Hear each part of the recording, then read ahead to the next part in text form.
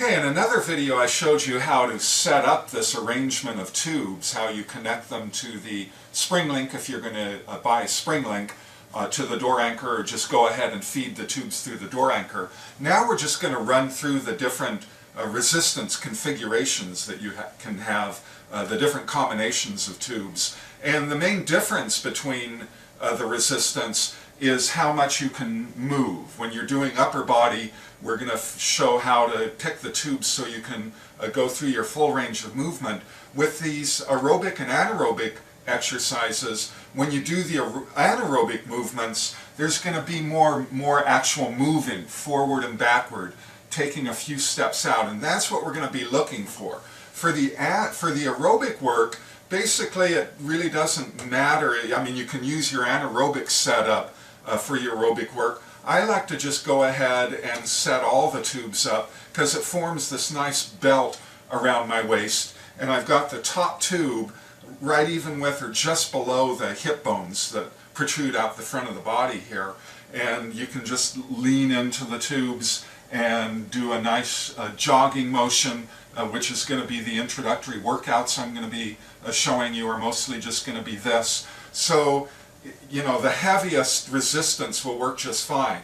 Now let's go through with all four of these tubes. We've got the basic entry-level set here with Bodylastics is what I'm using. It's got the 19-pound, 13-pound, the 7-pound, and the 5-pound. Well, you're certainly, for lower body work, even if you're a small person, you're certainly not going to be wanting to use this 5-pound or even the 5 and the 7-pound in combination. They're just not going to offer enough resistance. I did break another brand of band that I was working out with that rated itself at 30 pounds. Now that wasn't even doing lower body work, that was just doing a press, and I have a video of that up as well. And so Bodylastics is very honest, because this 19-pound tube is easily stronger than the 30-pound tube from the other brand that I broke. Now there's other high-quality sets, but this Bodylastics set is about as high quality as you can get. But still, you're not going to be wanting, when you're working these strong muscles of the lower body, to be pushing the tubes to the limit where even these tubes could potentially break on you. So we're going to go on down through the different combinations that we could use, and if you were if you're a larger person, a stronger person, you may even want to get the one of the two sets that are above this set. The one above this has a 23-pound tube included in it, and the set above that has a 30-pound tube included in it. And like I say, this 19-pound tube is equal to the 30-pounders of most other of the sets you'll look at. So here's a set that's fine, doing the 44 pounds with all four of these tubes for just leaning in and doing some basic aerobic work. But now let's go on down through the resistance level combinations and see what we can do as far as getting a little bit more movement with these tubes. Now I've taken off the 5-pound tube, so that leaves me with 39 pounds. I've got the 19, the 13, and the 7-pound on here. So if I do a little bit of pushing out, trying to take a couple of steps, and what I'm looking for is a resistance that I can take about 3 steps out. And I'm only really able to get a good 1 step, and then it holds me back. So let's go ahead and take a look at the next lower resistance combo. Now I could have switched out the 5 and the 7-pounder to take me down to 37 pounds, but that's only a couple of pounds difference.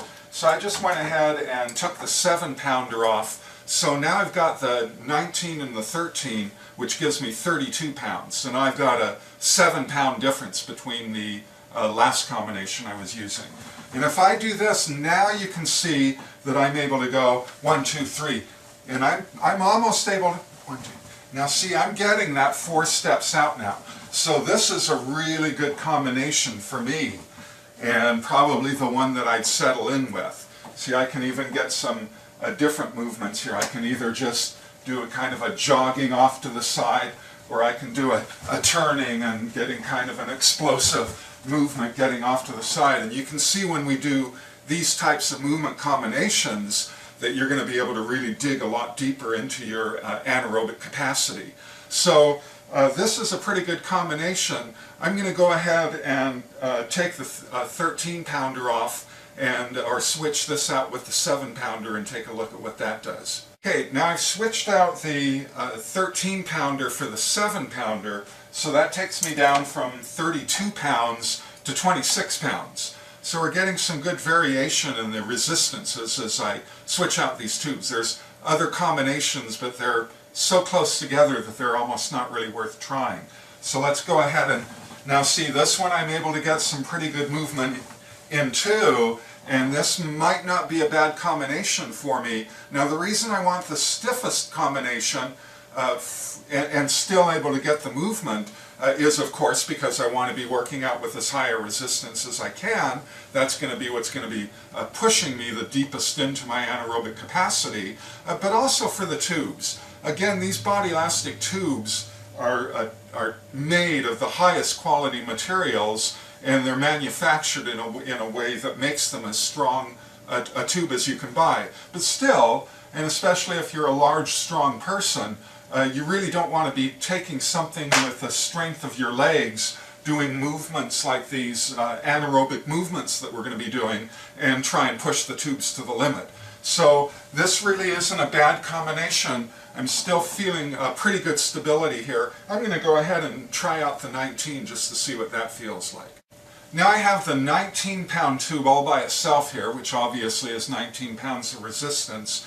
I've really gone through the combinations that I try out here. From here on out, they'll just be going down to the 13, the 7, and the 5-pounder. And I don't really recommend for most people, pretty much anybody, to try and go lower than the 19-pounder by itself. This 13-pounder is pretty strong for upper body workouts. But I really, for a normal weight human being, 100 pounds or over, this is probably stretching it just a little bit too thin. So let's go ahead and see what the 19 pounds gets me. And now you can see I'm really able to get some movement down the hallway here, but I'm also feeling like I'm putting a little bit too much stress on this one too. Certainly is probably capable of taking it, but since I have some other combinations that I've worked with, and I really liked the 19 and the 13-pounder for the 32 pounds, seemed to give me about the best combination of being able to get some movement out and still feel like I had some really good resistance to work against. So there's no hard and fast rules, unfortunately, that I can give you as far as determining which tube to work out with. But you can see the combinations of different resistance levels that you can get. So just go through them, and as you get into the fitness level and I start making the videos that show some of these more advanced exercises, just go ahead and work, get a feel for the tubes yourself and your comfort level. I like to work with combinations of tubes. It's just nice to have that backup, especially when you're doing some real heavy-duty exercise. So just try out some different combinations and pick what feels best for you.